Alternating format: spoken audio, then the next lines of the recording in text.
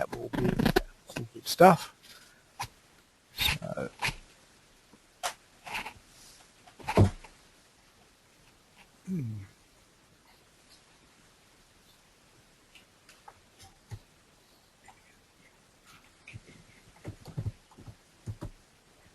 okay, so the biggest challenge for an organisation like TADACT, which is a small charity company, is to get better known. And what we're doing tonight, of course, is helping that. You may or may not know much about TADACT. Hopefully after this presentation you'll know more and you'll spread the word, basically. We've had 2 ambassadors that have really helped us, both in terms of publicising our existence and also being involved in the handing over of items to people with disabilities. Unfortunately, Danielle Post has recently moved off to Sydney, and we'll be looking for another ambassador. Where does the funding come from? At the moment we get some from the ACT government, and the rest we raise from either sales or from the community. Big challenge for us and other charities is what happens with the NDIS. We can talk more about that later on if you like in questions, but there really is a challenge there, because the 138,000 that you see at the bottom of that chart, that is likely to disappear as of 1st of July next year, and we're going to have to find a different business model. The area we service, southeast New South Wales, including Canberra. So you can see that on the map there, the sort of area we're covering. Yass, Goulburn, across the coast, down to the Victorian border. Quite a big area. Population, around about 2/3 of a million. Now, what do the volunteers do? Well, they design and make aids, and they modify things. They do it in their home workshop mainly, and they've got a range of skills which we'll just come to. Yeah, so we've presently got, in fact it's gone up to 55 volunteers. What we've found is with our involvement with social media in the last year, the word's got around more to people who are in the workforce, younger people. So we've just had a lady join us, she's 30 as a volunteer. We've got James Webb there on the screen. I don't know, he might be around 40-ish, guy with a PhD, got lots of skills, and so on. We are fortunately being able to bring in younger, skilled volunteers, because with time some of the older ones feel that they do not have the confidence to continue doing the work. But they stay around and give us advice, which is very much appreciated. The skills you can see there range from everything from metalwork through to optics, but I find it fascinating in this day and age that when I look at the major tasks that we undertake, woodwork still ranks as number 1, metalwork number 2, electronics is probably number 3, and then there's the rest. So some of those basic skills that many of us learnt at school, they are still very relevant. Now, with the current business model, what does it cost a client? Well, any material expenses, the volunteer reimbursements of course, and a small overheads fee. So it means that the clients get some very low cost solutions. Typical process is that we get contacted by a health professional, often an occupational therapist, maybe a physiotherapist, and we have a joint visit to a client, and with the client's carer, the health professional and ourselves, we work out what the inabilities are that this person might have and how we might come up with a solution that satisfies their needs. Now we'll Brian, David hasn't muted the speakers. Could you ask him to mute the speakers, please? Could you please mute the speakers? We had a comment from... Oh, I see you got mute all. but yeah. Whilst you're doing that, hopefully you can all hear me still. Some example of aids for children. These are sensory aids that have been installed at some special schools to get children with disabilities to just get the feel of objects and movement.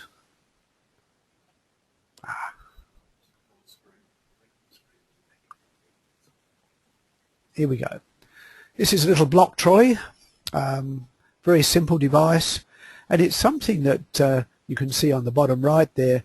We made a batch of 16 of these, and they wanted them brightly coloured for therapy ACT. They wanted a loan pool of these which could loan out to kids who had stability problems and were at that stage where close to standing and walking.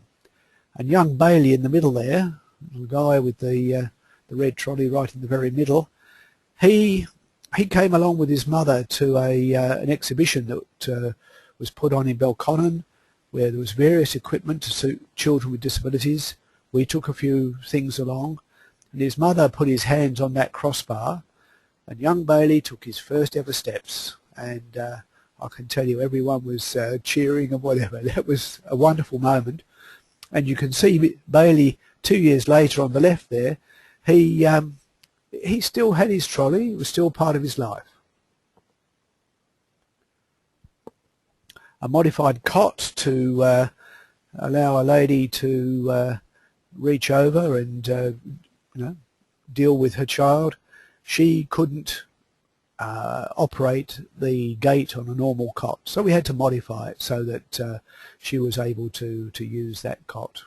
And we've done a few of those, and on this particular one you could see that the mattress has been put up to a higher height there.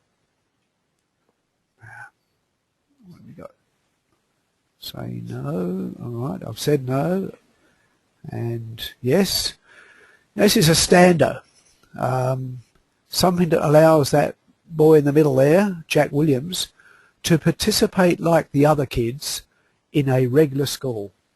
He's got cerebral palsy, he can communicate, but he can't stand on his own. So this is a device that lets him stand and participate with activities at school. And in fact, that particular stander in the middle there, that's just come back to us to extend it. That was what, 3 years ago. We are now just finishing off an extension of that to make it a bit taller for him, and he's there with his physiotherapist. The whole idea is that he just gently leans into this stander, and whilst he's there, the whole structure can flex a little bit, and that helps him develop his bone structure. That's the theory. A modified walker, a rather large standing frame. I think this one was up at Black Mountain School, one of the special schools in Canberra. Young girl who just got her own tilting space chair. She had two, one to use at school, at the Cranley School up in Belconnen, and one at home. And you can see how happy she was when she knew that that was something special just for her. And it can be adjusted on angle and height and all those things to deal with her needs. This one was for a difficult child, young boy, who loved to go charging into the kitchen, and the family were naturally worried that he would wreck things in there and injure himself. And fortunately, before we installed this, it sort of reinforced the need for it, literally. The week before we installed it, he'd got into the kitchen, he loved his music, and he'd found that his CDs went round very nicely in the microwave. Didn't work too well afterwards, but so anyway, occasionally we get to do those. This is a book support, and I do have one here just to show you the generic example. Basically, the concept is you have these plastic fingers which hold the pages in place. Now, we make them in different shapes and sizes and with accessories to support iPads and so on, but that's the very basic concept.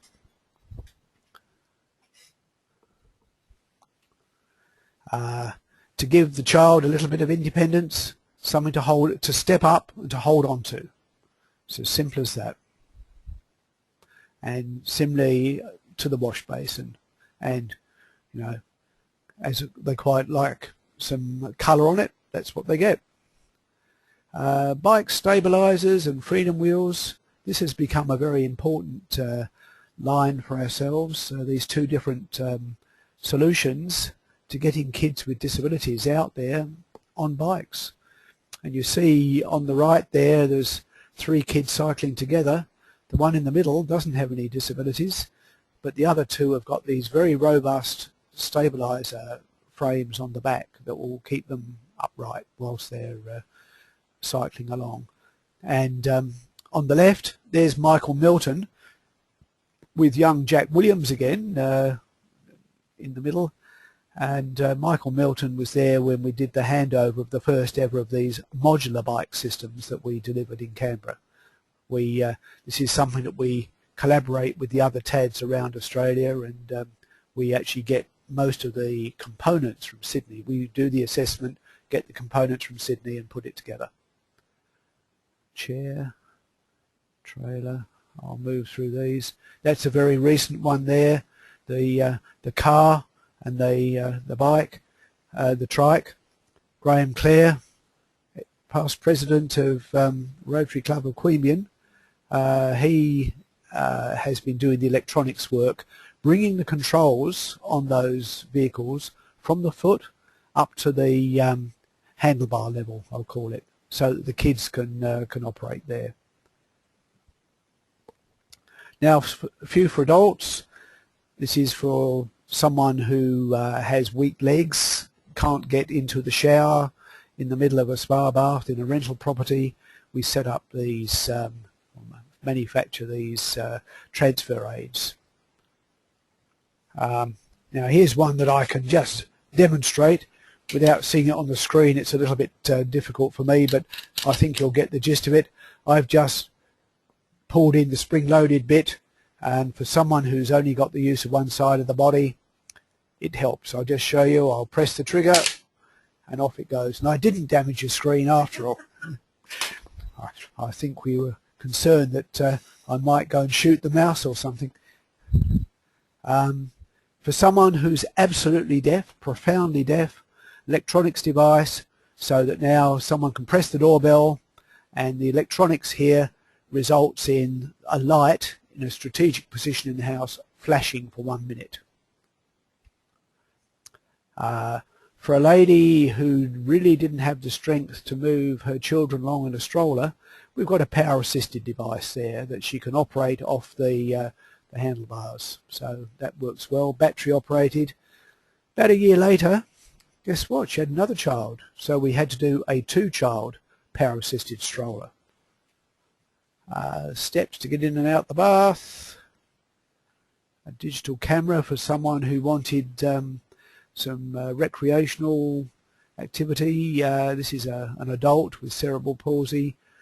The screen is mounted off one side of the power wheelchair that she spends her time in during the day, and the camera is on the other arm, and what she does, she just drives her wheelchair, sees the image on the screen, and when she sees the image she likes, she can capture that image, so gives her some recreation. Similarly there with Bocce, some more of those reading aids. Now that's something you might want. We all love our jelly beans. For a quadriplegic who is also a diabetic, and he can now drive his wheelchair alongside the wall, blow on the tube, that the electronics up the top there releases the next jelly bean that comes down the adjacent tube and drops into his mouth. So he gets his jelly beans. But that's resulted in something else we did last year. We've now done a medication pill dispenser. Now that means the carer doesn't have to be with him every hour on the hour whenever he has to have his pills.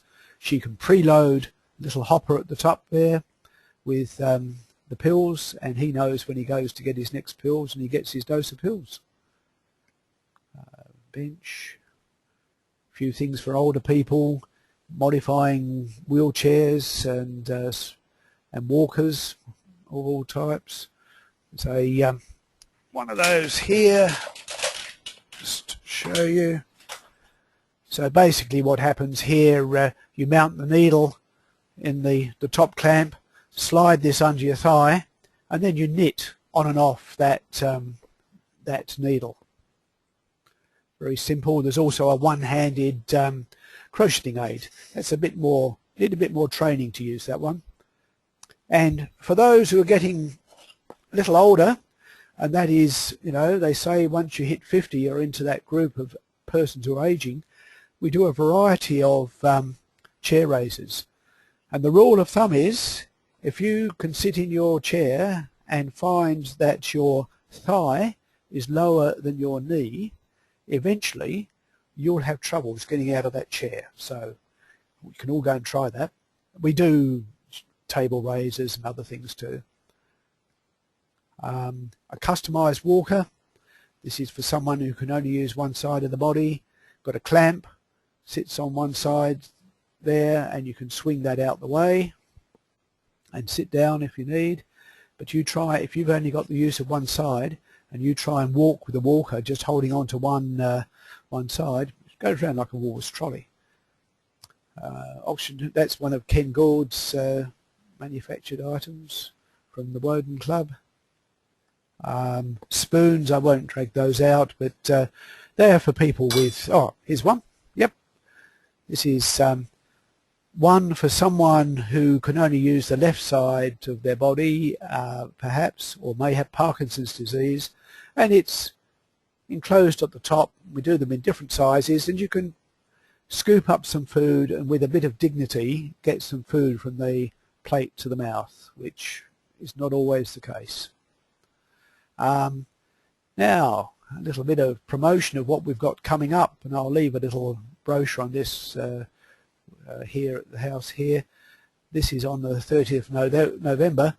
We've got a 5-kilometre walk around Lake Burley Griffin, and that's one of the registered and supported International Day of People with Disability events, and that'll be good. It's a nice time to do it, end of November, early December. And also, could you just pass my bag a moment?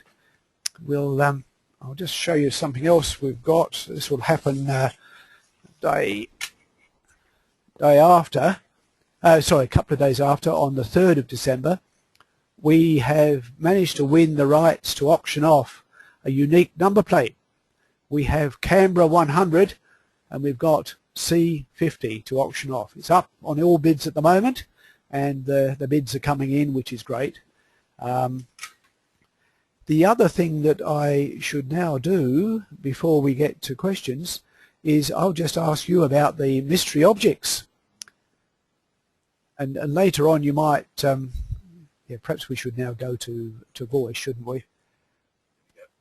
So, anyone got any suggestions on what this is? A back scratcher? I like it. Yes, yes, yes. Yes, you could use it for that.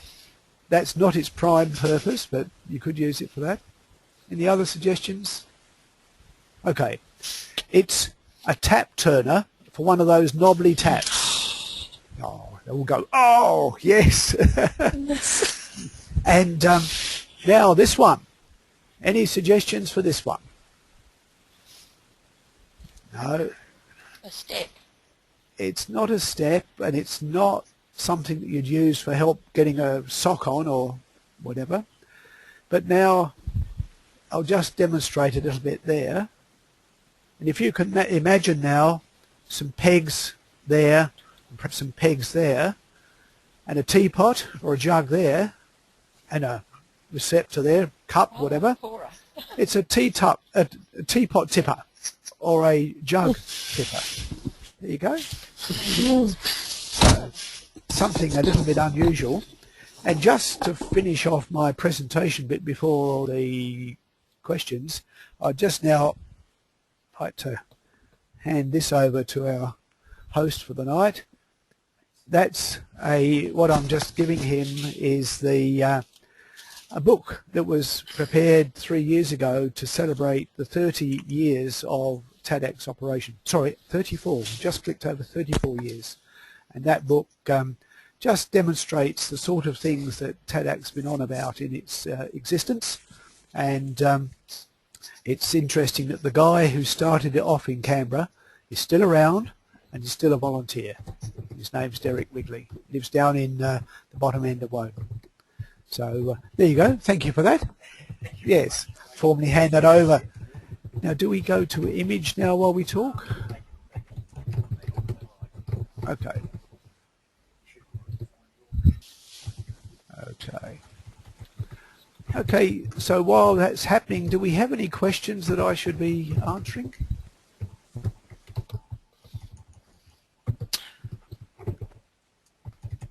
So, yeah, I was just wondering how you go about paying for these things. Do you get support from Rotary, or is it a support from the government? We get some funding from the ACT government at this point in time. We get a grant from them, and that covers us the costs of running a small business. It covers the insurance, it covers some storage space, a small office, computers and all those things, and just two charity salaries to just make that organisation run. And then the work of actually making things is done by the volunteers with voluntary labour. So you mentioned that you would talk about what will happen with the new arrangements for disability NDIS insurance. Yes. Yes. No, thank you for that. It's an interesting situation that our charity and a few other charities are in. We, as I say, currently get this grant from the ACT government. The theory is that on the 1st of July next year, that will have disappeared. All that money that they would have provided to these charities in ACT will be handed over to the federal government, to the National Disability Insurance Agency, to be then dispersed through the needs of people with disability.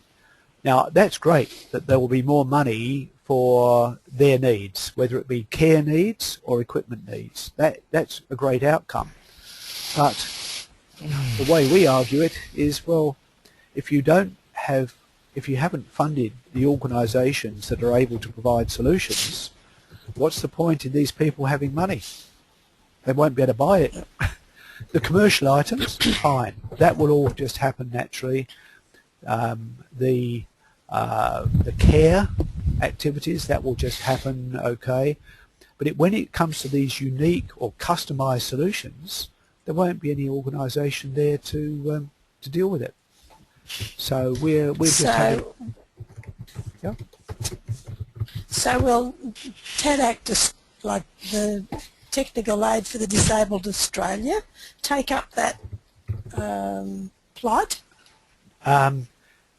There is a TAD Australia. It's a federation of the various TADs, because there's one in each state, and they are trying to do some lobbying on behalf of the TADs, but all of them are going to be affected in a similar way to some degree.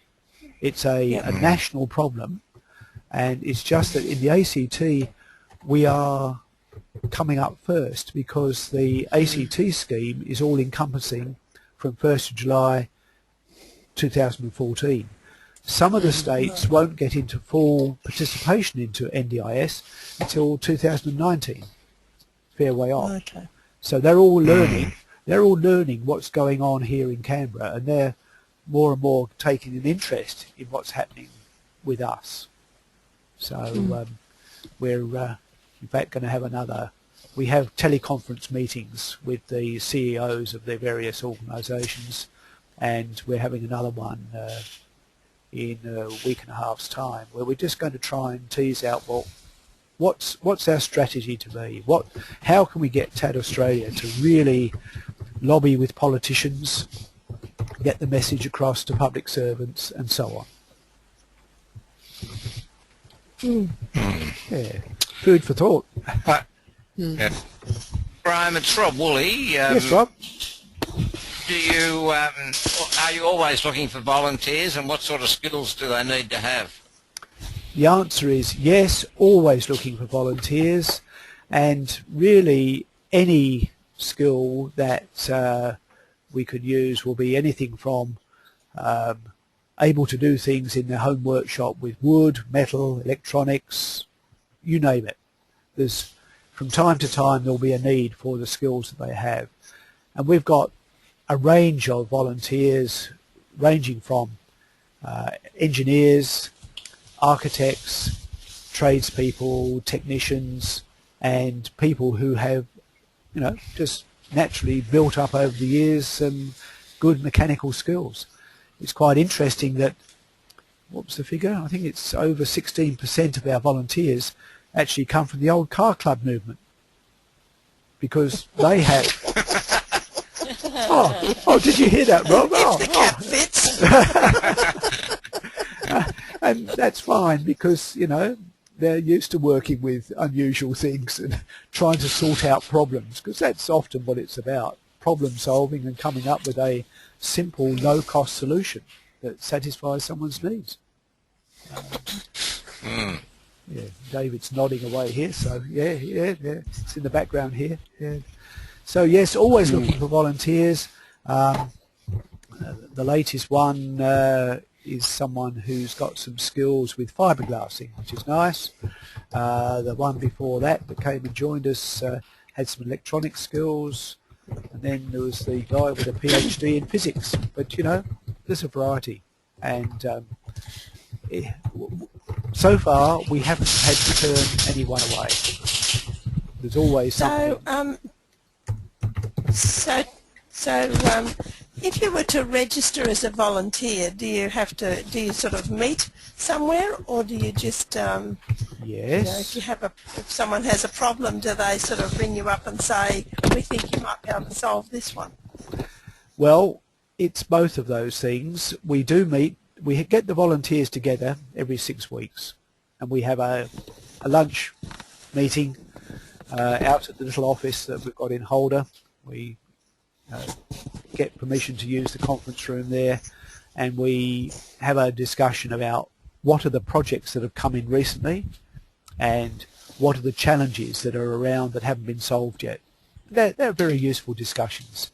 Now, how do we get to know about the needs of people with disabilities or the elderly?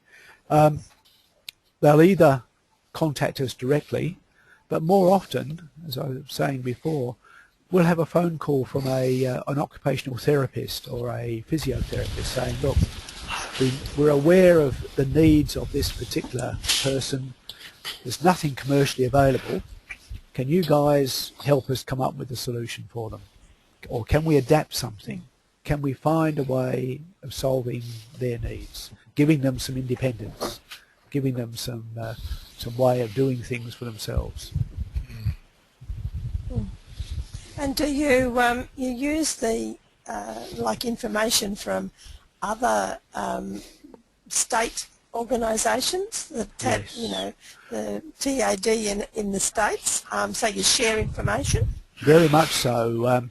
Sharing designs and sharing products happens all the time. It's interesting, TAD New South Wales have probably developed the most number of products, and we probably have more designs, core designs, that we acquire from them than we do anyone else. But they will send us their designs, and we then make it and adapt it to suit the particular local needs. But then that one-handed snooker aid, we're the only ones that make those, and we send those around the country. The one-handed knitting aid, that's something else that we are the manufacturer of those. And when it comes to the one-handed fishing aid, there's a whole kit of equipment for someone who can do everything, including gutting the fish, just with one hand. You try and visualise that. That whole kit is put together by some people in Victoria, and when we have a client who has a need for that, we get a kit up to Canberra, and we then integrate it into the wheelchair or whatever else they want, whoever else they want to use it. And do the individuals, are they asked to make a contribution for the cost, or is it free? Yes, they are. They're asked to pay for, at the moment, they're asked to pay for the materials, the cost of getting the materials, you know, the volunteers' expenses, and a small administration fee. So they get a very low-cost solution. But this is part of the business model that we'll have to look at very carefully as of operations from 1st of July next year. You know, can we, do we have to increase what we charge people because we know they're going to be given more money to buy things? And finding the right balance for all of that is in negotiation at the moment. We're certainly briefing the ACT government on our concerns, and I've proposed to them that there may be some hybrid solution, you know, rather than a black and white, this system versus that. Let's try and find some hybrid solution that will keep things going.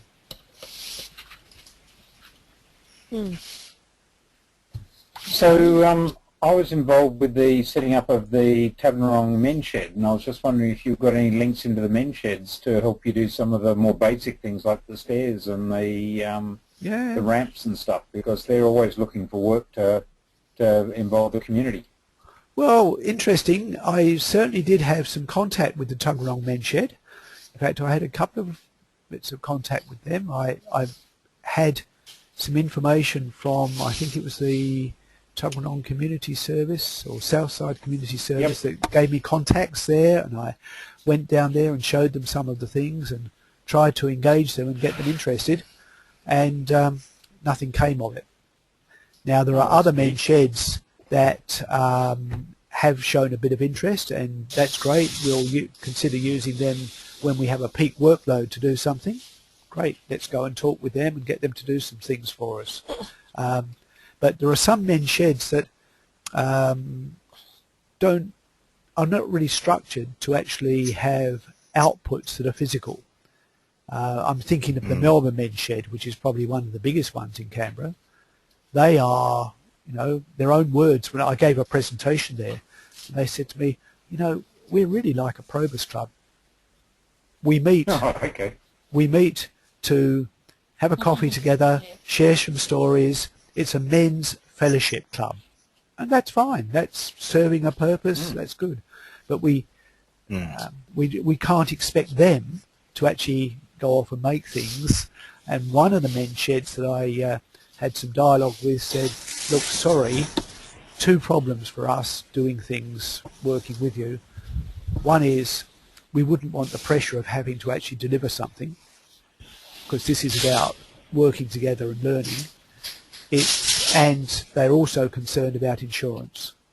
And fine, you know, it was a friendly dialogue, and we'd given them the opportunity to be involved, but that particular men's shed, it wasn't to be. But look, the time will come when there will be men's sheds doing things as an in-feed to the things that we're doing and producing. Thanks. Thank you. I think we might have... Should I pass these over to you now? I'll pass this over to David now.